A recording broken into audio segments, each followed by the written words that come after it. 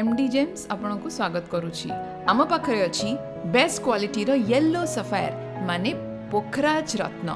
एही रत्न धारण करिबा द्वारा बुद्धिर विकास हेई थाए, ज्ञानर वृद्धि होई थाए, सृजन शक्ति रे बहुत लाभ होई थाए, धनर लाभ, कैरियर रे सक्सेस, ता छड़ा मानसिक शक्ति रे भी बहुत वृद्धि हेई थाए। पोखराज रत्न पिंधिबा द्वारा स्वास्थ्य रे भी बहुत लाभ मिली थाए। जदि आपणकर लिवर, किडनी की डाइजेस्टिव प्रॉब्लम रहूची ताहले एही रत्न पिंधिबा द्वारा ए सब बीमारी रो मुक्ति मिली थाए। जदि आपणक आख पाखरे बहुत नेगेटिविटी अछि ताहले पोखराज रत्न पिंधिबा द्वारा लाइफ रे पॉजिटिव एनर्जी आसी थाए। जदि ट्रैवल करूछंती ताहले भी ये आपणको पॉजिटिव एनर्जी दै थाए। पोखराज रत्न पिंधिबारु बृहस्पति ग्रह एक्टिवेट हेई थाए आ बृहस्पति आपणक जीवन रे गुड लक आनी थांती, भल फॉर्च्यून आनी थांती, स्पिरिचुअल ग्रोथ भी करी थांती और रिलेशनशिप रे भी वृद्धि आनी थांती। Psychic attack, spirit attack, negative influence रू जोटा कि कोनोसी जगह ट्रैवल करिला बेले थाए सेथरो भी मुक्ति दै थांती। पोखराज पिंधिबा द्वारा आपणको सोलर प्लेक्स चक्र